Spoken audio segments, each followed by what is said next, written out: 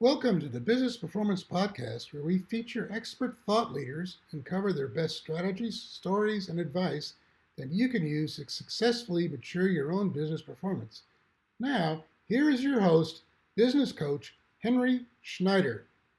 Hello, everyone. This is Henry Schneider with the Business Performance Podcast, and today it's my pleasure to talk with Anubh Shah with a company called With Clarity, which is a jewelry business that has brought disruption and innovation to the engagement ring business. They have recently been on the Inc. 5000 list of number 18. They're the number 4 in the top consumer products and number 3 in the top New York companies. So welcome. Henry, thank you so much for having me. It's a pleasure to be here. And thank you for thinking of us and With Clarity. We're excited to share both our story and our journey with you. Wonderful. So to begin with, would you please briefly describe With Clarity the types of customers you work with and the types of products and services you provide? Sure. With Clarity is a direct-to-consumer engagement ring company, but we specialize in 3D printing, where we allow customers to try before they buy and get over a phrase I've coined, FOBRO, or the fear of buying rings online. And it gives them the ability to shop alone or as a couple in today's millennial world and ultimately make a confident and comfortable buying decision at home. Very cool. So what is the importance of quality then to what you're doing?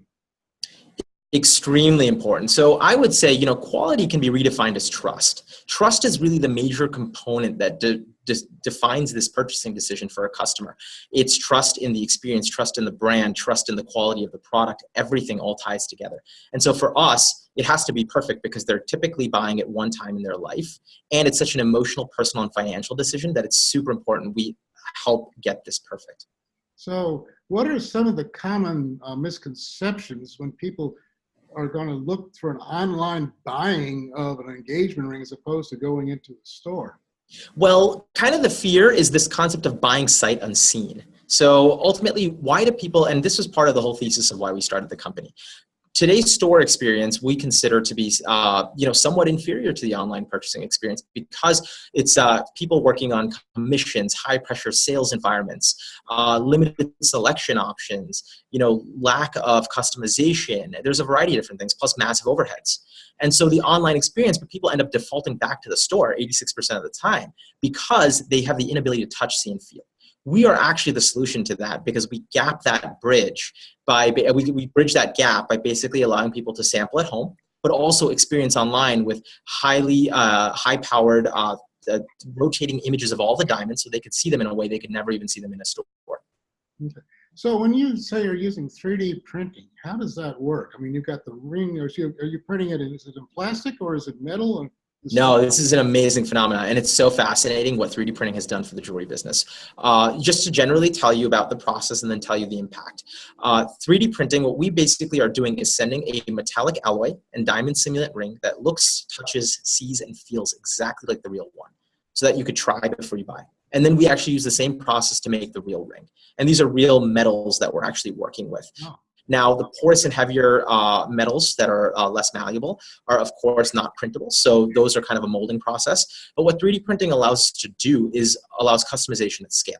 So the old process was basically taking jewelry and, you'd go to your guy, if you will, and then have them make a custom designer piece of something for you. And there was a lot of limitation, and they'd take them 5 weeks and they'd be done.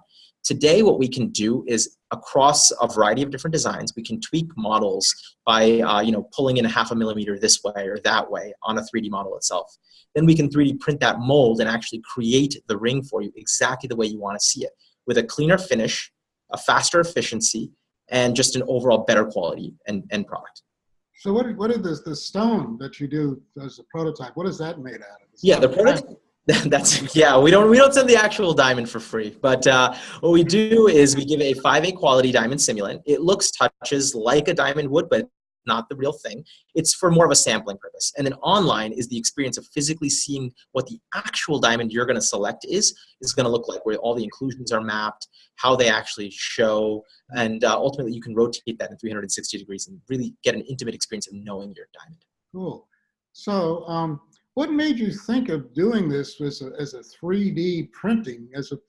mean, this is brand new disruption again. So how did you come up with that as opposed to just the normal traditional ring design? Well, I was, truth be told, I was torn. I was torn between creating a very, very specific personal experience for every customer that I wanted to work with as a private jeweler when I transitioned into this industry. But at the same time, I realized that, I don't want to just do it for a handful, but I want this experience because it's so much more superior to be available to the masses. And that customization and all these things shouldn't be a quote unquote premium service. Premium meaning that you have to pay more for it, but it should be premium in the sense that the experience is great at a value. And that's what ultimately allowed me to say, okay, how do we do this and bridge that? And that was what 3D printing allowed us to basically, marry two together. Okay, so what's the biggest challenge you're facing with performance as you try to satisfy your customers' needs? Absolutely. So every customer journey and every single customer's needs and preferences are unique. We sell, I'll just give you an example, anywhere from $500 engagement rings up to over $150,000 ring that we sold sight unseen. Now imagine those two customers have very different profiles. They eat different foods. They live in different locations. They have different job profiles. They have different, relationship statuses, whatever be the case. And so for that, it's about understanding how do we create goals and create solutions that ultimately meet all of those needs? How do we get those customers to shop with the same brand and the same experience? So those are the challenges we face on a daily basis. So how do you get past those challenges? How do you actually get somebody to engage with you to try it out? Yeah, it's a lot of data collection and information technology. What we've learned is that we, believe it or not, have a team of 12 people that are powering 9,000% growth over 3 years. Now, those are some pretty staggering numbers. But we're able to do that by not only just mining the information that we're able to collect with people coming to the website, sharing some information, but also creating it, then warehousing it and saying, okay, based on what they've looked at, what they're selecting, the way they're communicating with us, we should curate that content that gets delivered to them, the education, the other things they're looking at. So that way it feels like every experience is unique and high touch and not just, a mass market driven experience where we're just an unlabeled brand that you can kind of just shop at in a marketplace model. Okay, so I know going way back in time when I went through this experience, he spent a lot of time with the jeweler talking and back and forth. Mm-hmm. So if you're doing this online, I imagine, the customer does select some options and all, but then how do you actually meet their needs? Because you print it, send it out, and if they don't like it, they send it back. Is it back, back and forth, back and forth, back and forth? It's super simple. The experience to check out, you customize a few features that you want online. You order it, it's free of charge, and then it shows up at your doorstep. If you say you don't like it, you order a different set to see what it looks like, and then ultimately you open the box. The unboxing experience is just amazing. It's the experience where your eyes light up and you go, oh wow. And that's when that customer, whether they're a couple or him or her even shopping by themselves, is able to say, yep, that's the one. And then they'll customize it. They can either work with one of our highly trained gemologists. So we changed the jewelry model turned it on its head. Nobody here works on commissions and no one has a sales background. We are lab educated gemologists. Our job is simply to steer you in this direction or that one. And that's why we're different than a store. Stores, I liken them today in jewelry to like grocery stores. Their job, they're very good at stocking shelves and creating turnover so that they can put new assets into the shelves. We're not that model. We're just in time. Everything is made to order. We're agnostic to what you purchase. That's why it's in our best interest to guide you in the right direction. That's all. So I imagine, what's a typical cycle back and forth? Is it, you send it out once and people buy it, or is it they send it back and forth 2 times? It's amazing. People don't usually do this multiple times, even in the home preview process. They'll typically narrow down to what they're looking for. They'll customize 2 rings because there is some work that goes into doing that. And then ultimately they'll say, yeah, that's what I had envisioned. That's what I saw online. I just wanted to make sure everything was perfect. And then based on that, they'll order with us. And then ultimately they'll buy the real ring. If for any reason they didn't love that real ring, they can send it back and we'll process a complete refund, completely free of charge. Okay, so so you got a lot of interaction with people. So what are some of the perceived obstacles that you see that's preventing you from moving even greater growth? What are your challenges that are getting in your way right now? Sure. I think, what's so interesting is that when you sell an item that costs, a couple of dollars, or let's call it $30, $20, there's this concept of direct response marketing. Direct response marketing basically is that you can put an ad up, let's call it on Facebook or Instagram, and then ultimately you can psychologically wow the customer and get them to purchase something immediately, right? This world exists, but doesn't exist in our world. And what I mean by that is that we have a highly curated, high-touch experience where someone's conversion funnel can exist of, anywhere from 20 to 100 different touch points. And so the idea is, how do you create enough impression value across all of those touch points, or enough of them that are highly valued by that individual, such that it convinces them to believe that you are the best option that exists and purchase with you. So that's what we deal with on a day-to-day basis, is understanding attribution. Where do we assign credit? What channels do we want to think about? And how do we then ultimately create performance out of that? Okay, so let's talk about when you started the business back 5 years ago. Mm-hmm. How many options did you have at that point for designing a ring? Well, there weren't that many. There was maybe 100 different SKUs. It was available with one center stone, one carat with a round. Today, the permutation is 8,500 across the home preview. You can make 8,500 different combinations of metal color, center stone shape, size, and that's just for the preview experience. When we make the actual ring and you're selecting the physical diamond that you want going in there, the GIA certified diamond, there's 120,000 options that are available. Because we genuinely believe that every customer, every diamond is unique, and everyone has a different preference. And so we want to make sure we have everything for everyone. Okay, so the stones are all individual. You give them an image which shows all the conclusions. So how do you actually do that? I mean, that's labor intensive to build that, I guess, for each specific. Yeah.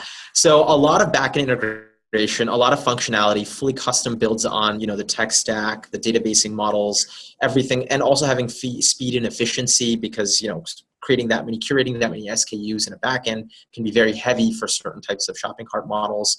So, we had to start with the product. And what I mean by product is not the product of the actual ring. We had to start with the physical technology stack, build that accurately, ultimately unsilo the information and make sure that all the organizational parts, whether it's technology, operations, we're all communicating with one another to actually put this together.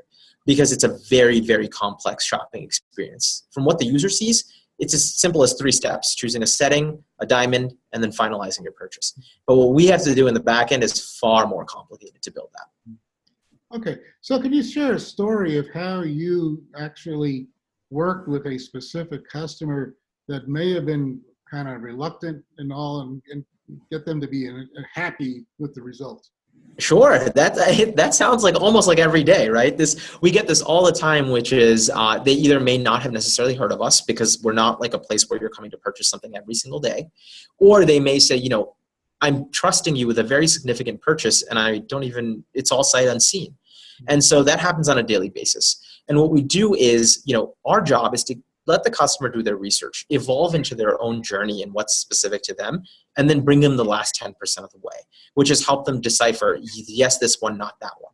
And when they talk to us and learn from our expertise, whether it's the content we publish on the website or our gemologists that are available on staff anytime, they build that relationship and they say, this is like a store, if not better. And that gets us over that hump really fast. And, that's happened with customers who've spent $155,000 online, sight unseen. Okay. So what's the moral of the story then? I think the moral of the story is traditional marketing has changed. The definition of luxury is built around other keywords like trust and convenience, things that didn't necessarily exist in the traditional definitions of luxury. And not to mention that you need to create highly curated experiences. While we live in a world of marketplaces, people are pivoting to brands. Why? It's because they want to associate with something that they can connect with. And if you can figure out ways to connect with them on a personal basis, you can actually have the potential to beat out some of the incumbent marketplaces like the Amazons and the eBays of the world. And that's what we're trying to do. Okay, so when it comes to quality, what are some of the common pitfalls or mistakes that you need to keep in mind as you build the prototypes and the actual rings? Sure. The process is, there is some touch, but it's highly electronic. There are, machine limitations. Wax outputs or metal outputs can be uneven. It can create porosity or little holes within the actual output, in which case those need to be filled correctly. We can have delays in the actual casting process, which is physically turning wax to metal or other things. Finishing, what happens is there's certain tolerances. For example, there is some touch that goes into the labor of finishing a ring. What comes out of the machine isn't a beautiful, sparkly, shiny item. It's actually a very raw, porous, potentially, type of item with striations throughout the metal. What you have to do is polish away those little layers in order for it to give its luster and its shine. So we have tolerances and bands in that. So for example, it might be 0.1 millimeter in either direction. We can only lose so much weight in the actual gram value of the actual metal itself as well, from raw to finish. So all these are key kind of touch points the operations team has to make sure are processed, whether it's pre or post processing.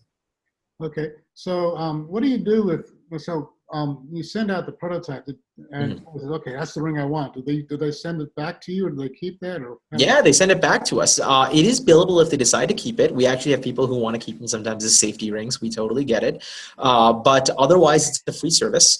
These rings are extremely tarnish resistant. So as we make more and more combinations for more customers, it reduces the throughput time, and we can send these out faster. So we can clean them up, polish them, make them look real nice, put them through ultrasonic cleaning, and then ultimately send them back out to other customers who might be looking for similar. So do you actually, so then you reuse them, or do you actually recycle them? How does that Yeah, work? they're recycled effectively for reuse. They are extremely tarnish resistant and have a high shelf life. So it's fantastic. And if you can reduce your footprint on production, then always we are, it not only helps from a business standpoint, but it also helps the environment. So we're all for it. So when somebody comes on and they design a ring, how long does it take to actually print it and then ship it so they get to see the prototype? The prototypes usually go out within about a 7 business day cycle. That was originally 12, reduced to 10, now down to 7. And the more production we do, the better we get at it. We can actually get that down further and further. The actual finished rings take a little longer because there's an extra step or two in the process, and that takes about 7 to 10 business days. Okay. All right. So your facility, how large is your production facility? Well, we work with a few partners to help do some of these things. Some of this is done in-house, and some of this has to be through partnership, because we can't keep certain machines here because there's a variety of regulation, different types of environments you need to actually make it palatable. So the office here is not more than 1,500 square feet, and there's 12 people here who are managing this entire beast of an operation. And then the facility itself that we work with are, can be up to 20 to 40,000 square feet. Okay. So are they all here in the United States, or are they? Everything's done here. Absolutely. Yeah. All right. So the issues you're talking about, it sounds like you're kind of learning as you go forward. So what are you doing to improve your process, your manufacturing process? Absolutely. There's a lot of things that, we've learned a lot. A lot of it is understanding the creation of the initial model that we can tweak then into every single customer order. So it was, initially we were building everything from scratch completely. But then we figured that with 3D printing, it gives us, using the actual computer animated design models, we can take a lot of those variations and keep replicating them, but making tweaks to the model, so that way it can come out and customize to the version that each next customer wants. So that helped to reduce some of the time in the cycling. Then we were working with too many partners. We figured we could start reducing the process and going straight from taking the actual CAD model and putting it directly to printing into casting. That reduced additional steps in terms of labor and cleanup of the actual waxes and other things that come out. And then finally, the labor process.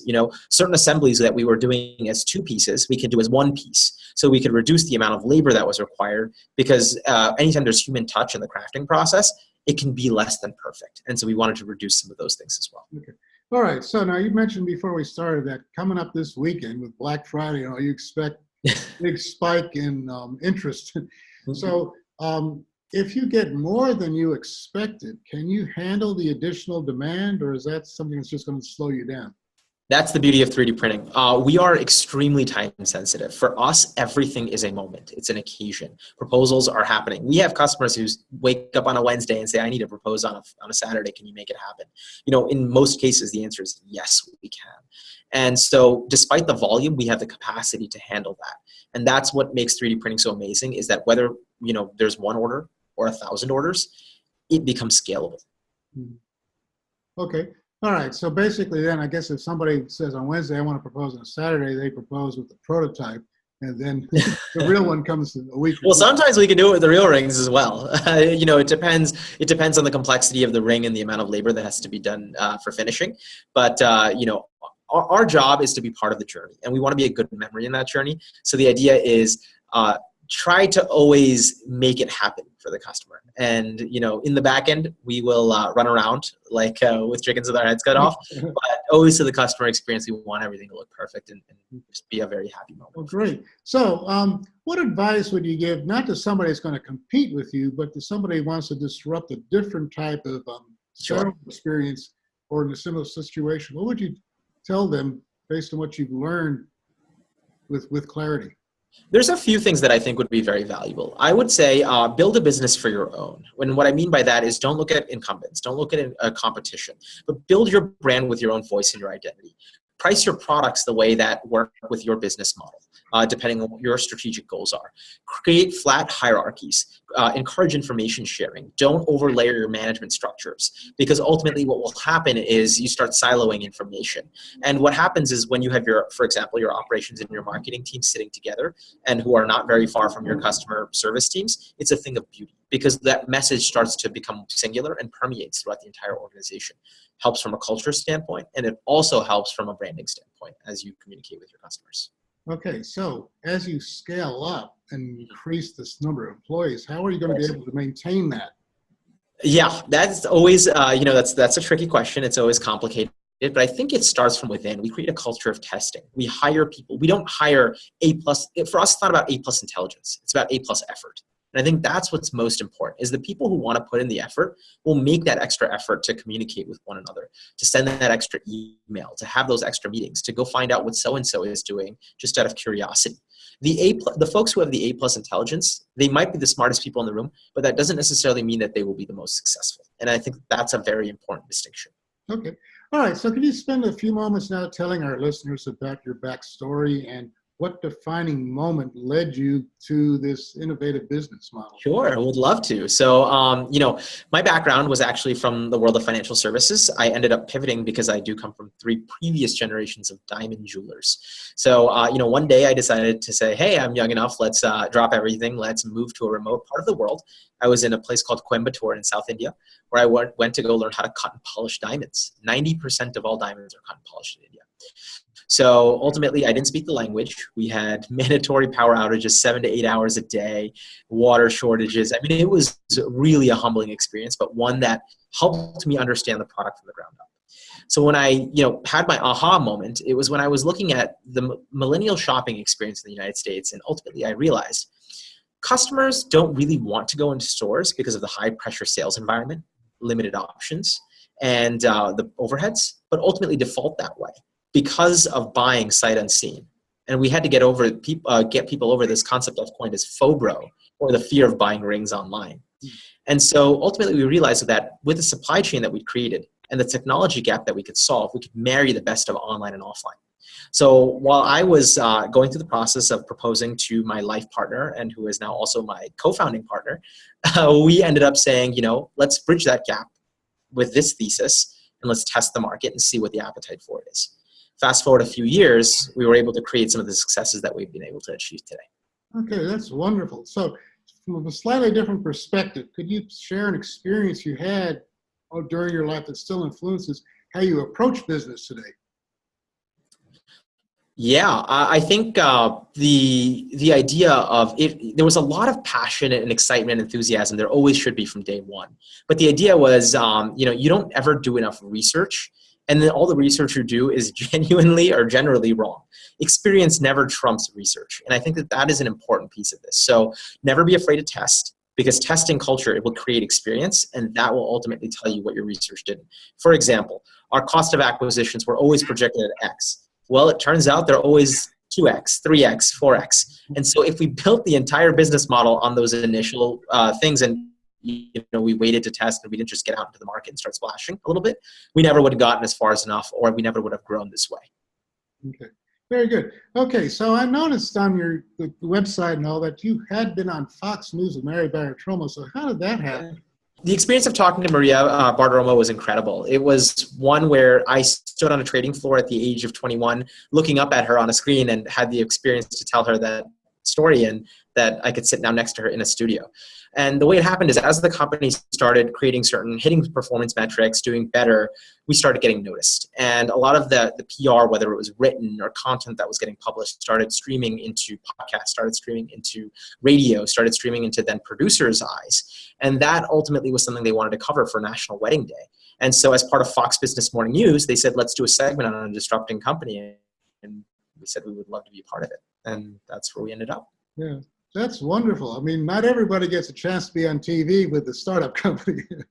No, not really. Usually when you're on Fox Business, the bottom, the little taglines at the bottom are revenue of 2 billion or 3 billion. For us to be there at, just around 20 million at that time was a pretty rewarding opportunity.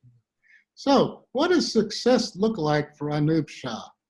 Success for Anubh Shah is creating change. It's changing consumer behavior. It's having it adapt to the way that customers want to see the future. And I think that, whether it's this industry or any other industry, it doesn't really matter. It's as long as you're doing something that has a positive influence on what the future looks like, for me, that's success. And for me to know that enough people have found value in our experience and said it was better than the traditional way or what was existing otherwise in such an important, momentous occasion, for me, that's success. So I feel like I've already achieved something. We have a long way to go as a company, as a team, as individuals. But, we have things that we can point to that say that we've done something. Very good. So could you share some measurable outcomes that you've recently achieved? Sure. So one of the big ones was we rebranded the company. Our proof of concept was ForMine. We turned it into With Clarity, which was more around our transparency and clearer shopping experience. Resolute in our business model and our vision. We doubled our conversion rates out under our home preview to approximately 30% of customers are now getting the box and buying the actual rings from us, are turning into customers. That is a very important metric for us to track. Another one is we don't actually have commissioned salespeople. So how do we track the performance of our gemologist team? Well, it's about the number of diamond recommendations they can make to customers, proactively reaching out to people to offering guidance and support. That's what we track. To us, that's more valuable. How many what's their customer sentiment? Are they happy, sad? We actually have machine learning language that tracks whether our customers are happy with us or not. And those are the types of metrics we look at, and we've done well with those, very well with those. Very good. So what are your top three business capability challenges or concerns? Top three, wow.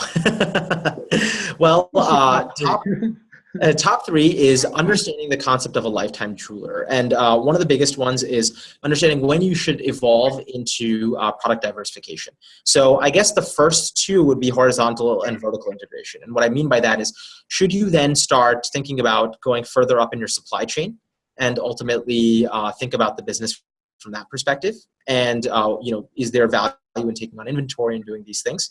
The second challenger to capability in the future is horizontal, is how do you think about expansion into other product verticals? Do you expand further into the bridal segment, which we've done well in? Or do you think about being a lifetime jeweler and saying that we should now start offering earrings and necklaces and other types of jewelry items? And I guess the third one is not related to that part of the business, but it's more the intangible. It's the business culture. Yeah. It's while the company changes and scales, is can we maintain our identity? Can we ultimately remember what are the things that grounded us and how we built this business, and make sure that everybody we bring onto the team kind of sees the vision the same way? And that's super, super important. We ask a lot of those questions in our interview process for a reason.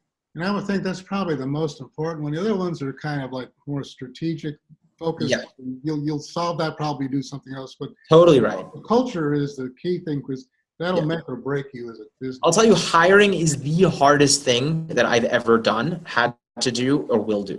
And I think that I can say that confidently because every person is different. And so, you can find ways to acquire customers, but you really need to convince somebody that you are going to do something amazing and they're going to be part of history, and then bring them onto your team, because there's a lot of talent out there, but it's also on us to encourage them to want to join our team. not just the equipment. Part of it, is what I hear coming through with you is just the passion for what you're doing. And if you can communicate that energizes people as well. Oh yeah. Anybody who joins the team, whether it's an intern all the way to, C-level management, it's very, very important for me to be involved at some point of the interview process. Because while we are an efficient, lean team, we have lots of other folks who are part-time, who are contractors, who are other things that are involved behind the scenes. And I just want to make sure that they see that the organization is flat and it's one where they're going to be heard and they should hear the passion from the people who've created it. Wonderful. So what's the, I guess some questions here now is, how do people even find out about you? If they're not paying attention to Fox News and they're not, how do they find you to begin with? Yeah, it's a complicated process, and that's a great question. We've done a few things well. One of those is really cater to the way that Google organically wants to see content, curate content. So the SEO, we build a lot of organic traffic. There's a lot of word of mouth in this business. If you've had a good experience, because it's so trust-driven and credibility-driven, that you're likely to share that experience with someone because they're not purchasing diamond rings every day. We participate in paid channels. We do paid advertising. We also have some social media influence, which certainly helps. So the key is, you can't just say that there's one channel or one lever that you can push and it'll automatically create a very successful business or performance. It's really, you have to do several things well and understand how they fall into the journey of a person. Okay. So, all right. So let's now say, get beyond the fact that there's the fear of trying to buy something online, the FOBRO. So what's the most important question that your customers should be asking when they consider coming to With Clarity to look at a ring? What's the most important question? They should definitely ask about our process. And I think, what's so interesting is a lot of stores or jewelers, it's a drop shipping type of model. They're not actually making or building anything. I think today's consumer more than ever wants to know the story behind the actual product. What went into it? How was it curated? How was it crafted? And they should know, rightfully so. If you're going to spend that kind of money on something, if I'm buying a car, I want to know where the engine was built. And so I should want to know where my ring was assembled and how it was done and what the quality of that metal was. So ask us. We encourage people all the time, talk to us, find out about the story of this ring. Where did the design come from? We're happy to share these inspirations with everyone. Okay. And what kind of, other than the traditional brick and mortar stores, is there anybody else in your space, or are you the leading? So in our space, online jewelry is not a new space. It's existed for over 20 years, the late 1990s. Actually, jewelry is one of the first categories to come online, believe it or not, which kind of seems surprising. But I really liken it to electronics. And what I mean by that is there was a point where you never would consider buying a TV out of store. And now it would be surprising if you actually went to a store to buy something like that. Jewelry was about a decade behind that, and that same revolution we think is happening here. There is a compounded annual growth rate of over 20% in the online segment for jewelry. And that's happening for the last 2 to 3 years. We think that that's happening now because people are getting more and more comfortable with the experience. So what's the most important thing that they should be asking when they consider or evaluate With Clarity against your online competition? Well, it's the things we don't tell them. Telling them that we are the best price diamond in the market affects our brand and how we represent ourselves, because we don't want people to shop with us for the wrong reasons. We think all the right reasons are that we're a trustworthy company, that we produce a quality experience, all those things. Price should be discovery. So that's an example of something that we encourage people to just figure out, and they usually do because it's so much research involved, that they often find that our pricing is so competitive because of our direct-to-consumer nature, and that we're able to cut out all the middle layers of supply chain. So I guess there is the potential. You building the prototype, and then somebody takes that design and goes to someplace else and have it made. But I guess it's going to cost. Yeah, totally possible. But that's where the beauty of direct to consumer comes in. If they try to do that, they probably could. But I could bet my bottom dollar it'll probably cost more, because they have to start from scratch somewhere. And we've kind of done all the legwork in terms of assembling the piece and making it in the model and the design. And so, we're in a better place to start immediately. Plus our supply chain layers are cut out. So they're getting, direct access where they wouldn't. So when you get the final product, how can you identify that the ring came from you? Yeah, absolutely. So if it came from us, one of the things is that our designs are unique. We try to keep everything as unique as possible because the slogan of the company is deliberately different, and we want your experience to also be deliberately different, but your ring as well. The second thing is there's a tiny little etching of the logo inside, not something that can be ostentatious or visibly seen, but just enough there so that you know it's one of ours. And it kind of helps with all the different policies and things we offer. And then finally, I mean, it's not just about the ring. It's about the experience. What you will never be able to show, but what you will always know yourself is what your process was and how we improved it, or maybe it was better, or just the experience of getting proposed. And we're so happy to be in your memory that way. It's more important than being, loud and on your finger or on your T-shirt or somewhere else. Yeah. So I know over time, things happen to rings. Like you think the metal out or the prongs break. So what did people do in order to get it repaired? If you had that situation where Henry, these stories are great. It's like, my ring broke, the metal cracked, and this shouldn't have happened. But I was mountain climbing in it. Well, yeah, it's jewelry. You probably shouldn't lift heavy weights or mountain climb or do dishes in your jewelry. That's generally a no-no.